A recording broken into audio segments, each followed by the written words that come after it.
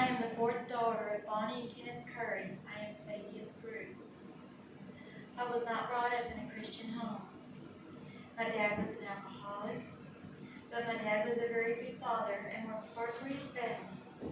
He was very hard on us girls as far as what he expected from us. When we was kids, Dad would scuffle with us at night, and when it would start to get too rough with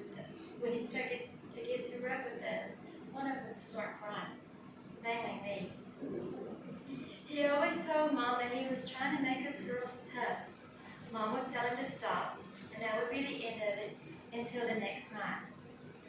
Mom has always just tried to keep the family together. She loves each of us in her own way.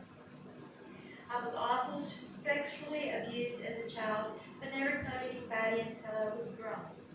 This had a huge effect on me as far as relationships when it comes to marriage. I have had 2 failed marriages, but 3 beautiful children. When my kids got old enough to go live with their dad, I was crushed because I thought it was the end of my life. One spring night, I stood at my front door and I cried, "Lord, please help me. I'll do whatever you want me to do, but please help me." I had met Bud 2 years earlier and worked for him for about a year. He was raising a 7-year-old grandson.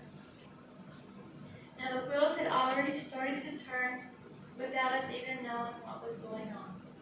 Several weeks earlier, the school was putting on an elementary program that we both attended. Before the program had started, I had seen Bud from across the room.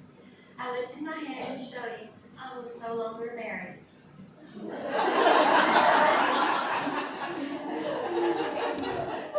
I scared him away. I went to find him after the program, but he was nowhere to be found.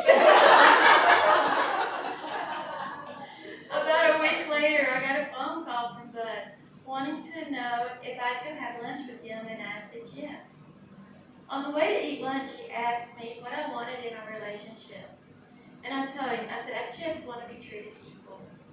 He also said that's what he was looking for in a relationship as well. I also told Bud that I was looking for a job.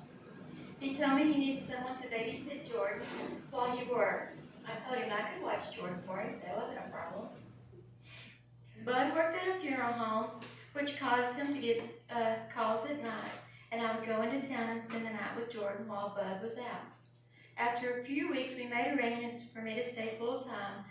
That way, Bud did not have to wait 30 minutes for me to come into town so that he could go to work. This friendship developed into a relationship.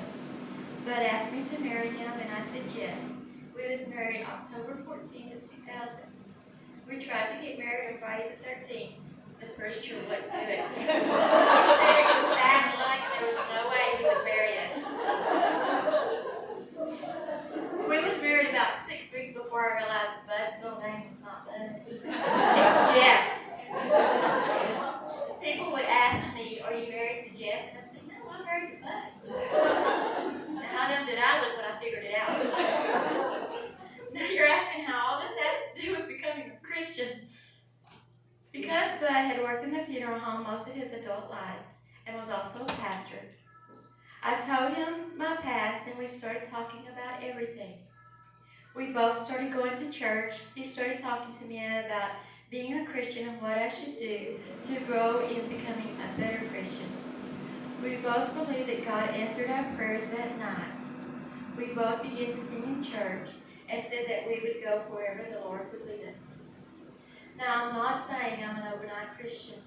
I am still working on being a good Christian. I've had to work hard, and I have had to forgive my past and depend on the Lord to work in me. I have seen times that I did not know how we was going to get things done with no money, but every time I have prayed, God has answered my prayers. But it tells me all the time, God answers your prayers better than He does mine. I tell Him, no, He don't. You have to believe, you have to have faith, and wait. Now, you know men don't have patience, right? They don't. I once heard that if you talk to God the way that you talk to your best friend, and tell him everything, that you're going to be a better person for him, because you learn to lean on him for everything. So I've tried to keep God in everything that I do. On September of this last year, my great niece, Kinley, came to live with me because of her special needs. My mother and sister Jean could no longer take care of her. She was beating them up and destroying their house. So I told Mom, let me have her and I will try to get her the help she needs. Thank God she's doing better. On March 26th of this year, Bud was not feeling good and had not been for several weeks. He came home, sat down on the side of the bed, and started a breathing treatment because he thought his asthma was acting up. I told him I would start him supper and maybe that would help him feel better. So I put a piece of sausage on a pan to start cooking so he could have sausage and toast, which is still Bud's favorite go-to meal. I told him, he told me I was gonna have to get him somewhere for some help. And I told him, okay, if you'll get up, get in the car, I'll carry you to the emergency room. He went to get up, fell between the bed and the wall, and I told him again, if you want me to help you, you're gonna have to get up and get in the car. He got up and went and got in the car. I thought I had turned the stove off, got my keys, shut the door. And when I got to the car, Bo was in the car beating on the window. I asked him what was wrong, and he said he had locked himself in the car and the car was too hot. As soon as I unlocked the door, he opened it and got out of the car. I told him again, if you want me to get you to the emergency room, get in the car. When we got to the hospital, I realized I had no cell phone, so I couldn't call anyone to let them know what was going on. The gentleman that checked us in let me call my mother long distance. I asked her to call my sister Renee, have her to come get Kinley. When she got there, I started trying to call Bud's kids to let him know what was going on.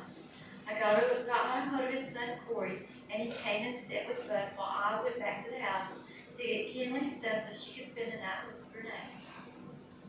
When I walked into the house, I told Renee, I said, this house stinks. When I turned on the house was full of smoke. I had left the stove on. Both Renee and I said, God was watching over us. When I arrived back at the hospital, they said they was going to keep Bud. He had had a heart attack and they'd be running tests on him. The next day, we found out that he would have open heart surgery. The next day, he had quadruple bypass surgery. I was told by one of the family members I would have to give up Kinley in order to take care of Bud. This broke my heart. So that night, I cried to the Lord, help me take care of this problem. He answered me back and said, I am with you, and we'll take this one day at a time. Now, some of you may tell me that there is not angels around us, and that I'm a little crazy in the head, and I'll probably tell you you're right. But I woke up to a feather under the bed, and I knew an angel had been with me, and everything was going to work out. Now, you're asking yourself about the smoke in the house. Well, it just so happened that when I threw the pan in the trash outside, aired the house out, it smelled better. There was no smoke damage, and we didn't have to wash all of our clothes to get the smell out. I believe that angels live among us all the time, and that God answers prayers every day. Each day, God proves that He is with us, and that all we have to do is ask and believe what we are asking for and praying for has already come true. Thank you for letting me spend this time talking to you about how God has shown me that even if my childhood is hard and two failed marriages, that He can still love me, that no matter what I have done or gone through in the past, you can build a relationship with Him. You just have to start talking to Him and believing that what you're asking Him to help you with, it has already been taken care of by Him. He will always be beside you no matter what you're going through. The Bible tells us that we can do all things through Christ who strengthens us. I'd like to close with this. A sign from heaven. A single feather under the hospital bed. Where did it come from and why is it there? No one knows and can only assume why. The person is sick but keeps his faith. He prays to God and to ask Him for help to get him through this time in his life. He prays for strength to help remove the body parts that are sore and weak. A single feather under the bed? Why is it there, you ask? Because God wanted his son to know that he has heard his prayers. His message to him is, be still and know that I am God. I am holding you in my arms.